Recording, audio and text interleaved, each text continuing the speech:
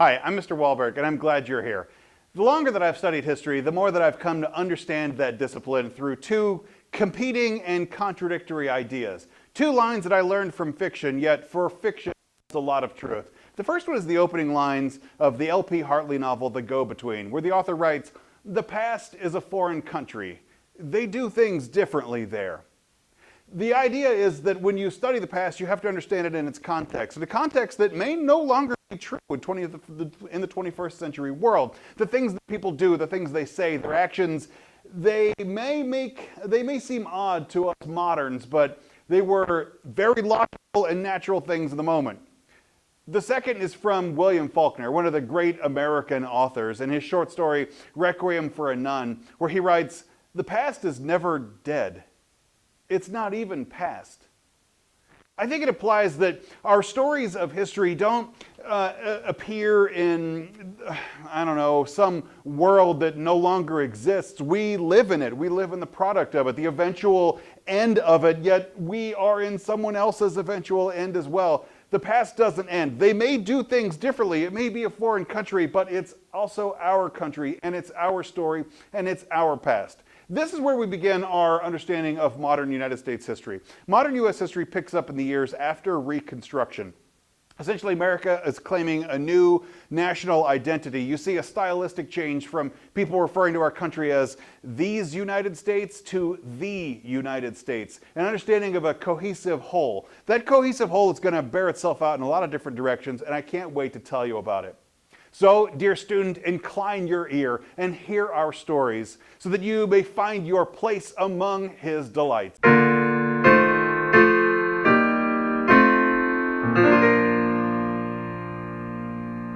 We have two objectives today. The first is that you should be able to explain the rapid settlement of the Great Plains, and in particular in its use of homesteading. And secondly, you should be able to describe how early settlers survived on those plains to transform them into profitable farmland.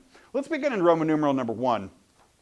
The settlers began moving westward to farm, and when we say westward, I want you to understand as like west of the Mississippi River. There had been people there before, but not in any significant white settlement areas. And it was railroads really that opened the gateway to that. From the years 1850 to 1871, the United States government made huge land grants to the railroads for the hope of laying track through the West. Those land grants made it possible for the railroads to actually put down the physical rails, but also to have the rights and access to the land that would build the growing infrastructure that it would take. And in the 1860s, two companies not competed, but worked together from opposite sides to build the Transcontinental Railroad from Omaha, Nebraska to Sacramento, California. The romance of new land and adventure on the rails, it was made possible really by the harsh lives of the railroad workers. To go work on the Continental Railroad was a difficult task. In the West, to blast through the mountains was very dangerous. To come west from Omaha was crossing open country and Indian territory, and it was dangerous work and the harsh lives of the railroad workers that made it possible. The Central Pacific Railroad, built east through Sacramento, they employed thousands of people, in particular Chinese immigrants, blasting through some of the most toughest and most dangerous mountain terrain. The Union Pacific, built west out of Omaha, and they hired Irish immigrants and desperate out-of-work Civil War veterans, and they laid track and endured attacks by Native Americans along the way. And by May of 1869, the two sides met at Promontory Point in Utah, not far from Salt Lake City today, and there they drove in the golden spike that united the country. Accidents and disease, though, they killed thousands of men each year. And in 1888, when the first of the railroad statistics were published, the casualties, the people killed in the railroad business, totaled more than 2,000 employees killed and 20,000 injured. So pretty harsh lives to go connect that country and to make it possible. And by the 1880s, though, 5 transcontinental railroads were built in a variety of routes across the country.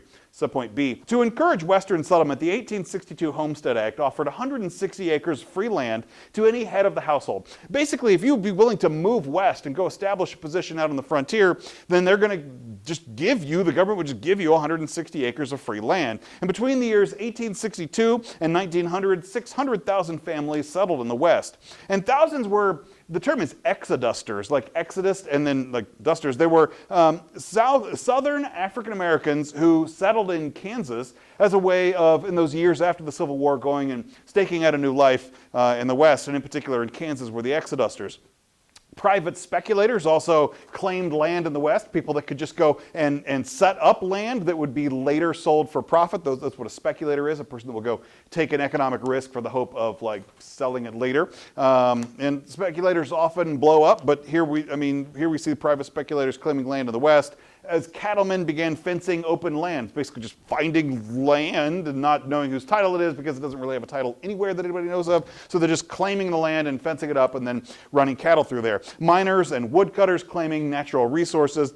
Only about 10% of the land was actually settled by families for whom it was intended. And not all the plots of land were of equal value. A person could go get their 160 acres of land, but 160 acres in Iowa was far more valuable than 160 acres in Wyoming. Wyoming just isn't very good farm country. Iowa is.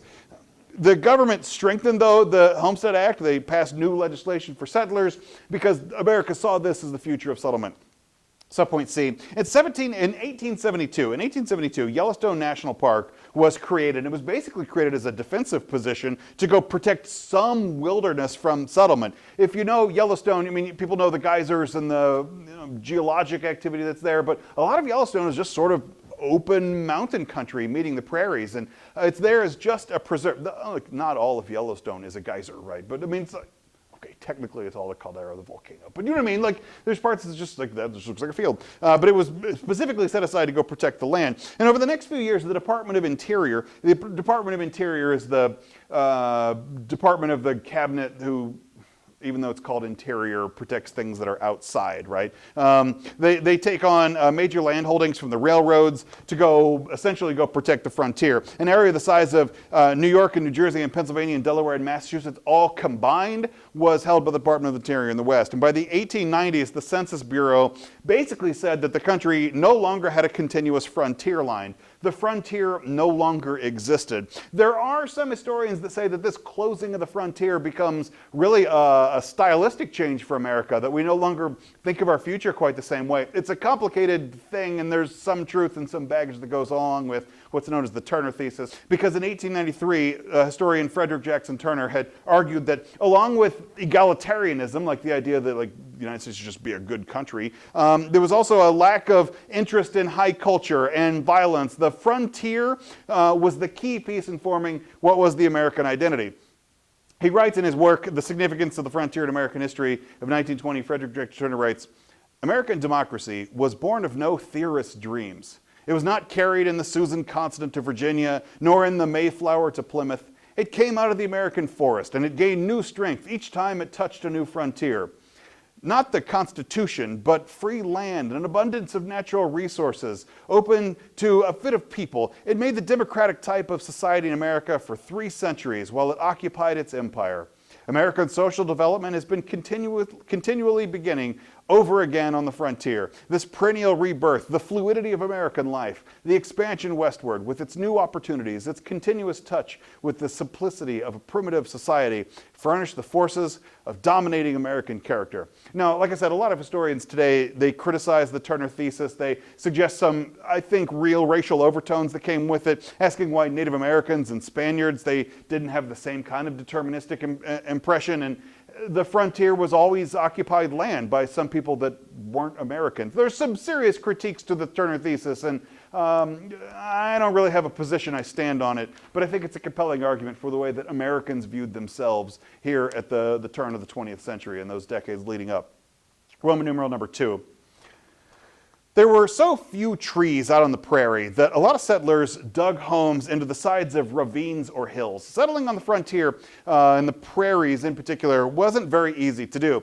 Sometimes their house was almost entirely invisible, except for a stovepipe chimney sticking out of the ground. Like, people just look over the hills and all they would see is a chimney coming out of the dirt because the house has been dug into the earth. In the plains, people made what they called soddies, sod houses, by stacking blocks of turf, essentially cutting grass out of the earth, but cutting down so the roots are holding the soil together, and they make these bricks that they go and stack and pile up and make a house out of sod because there's so few trees out of there. The soddies by stacking blocks of turf. Sod houses were fireproof. They were surprisingly good at temperature control, but they didn't have windows. They leaked when it rains, and there was, they were always havens for rodents or snakes, and a snake might fall out of your wall because your wall is just made of earth. It's made of dirt.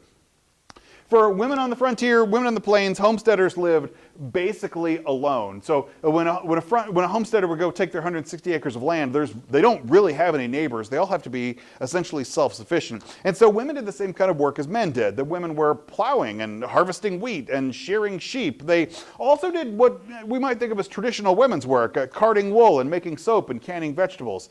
In other settlements, women worked to build up the community. They're sponsoring schools and churches and trying to build up a society wherever there's enough people that they can justify doing such a thing.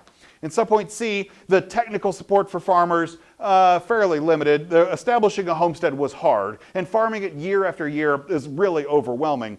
A mass market for farm equipment developed with mass migration. As people are moving west and breaking new sod to go settle the frontier, they need new farm equipment to go make that possible. And it's good news that there are new technological advances. In 1869, a spring-toothed harrow would go and prepare the soil. In 1874, a barbed wire fence made farming more efficient. It's hard to think of barbed wire as a technology. It is, because people could stretch fences out and keep cattle in. It has some interesting things later in the 20th century. We'll get there when we get there. In 1830, before all of this happens, in 1830, it took 183 minutes on average to produce a bushel of grain.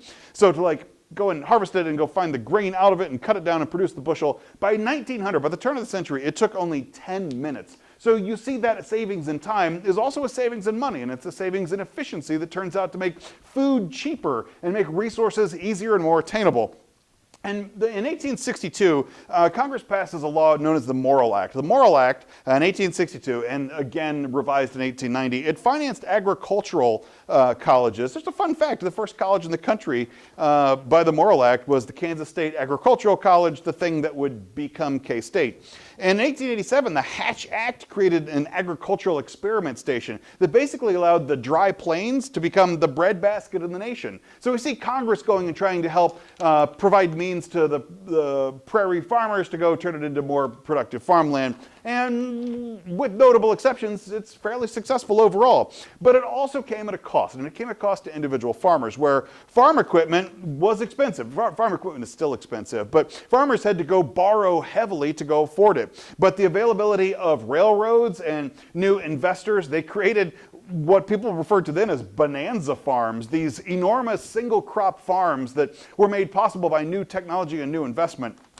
But not growing, if you think in your head of what a farm is and you're imagining, sheep and chickens and corn and, whatever else. These weren't banana farms, but bonanza farms. Banana farms are different. Bonanza farms, they were single crop, huge spreads that all they would grow, for instance, was wheat.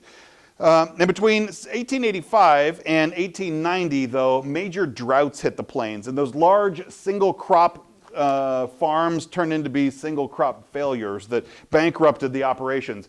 Essentially, if you plant a monoculture and anything changes in the environment that no longer supports that monoculture, the whole farm collapses at one time. So farmers responded then by borrowing money to buy even more land and plant even more bonanza farms, to plant even more crops.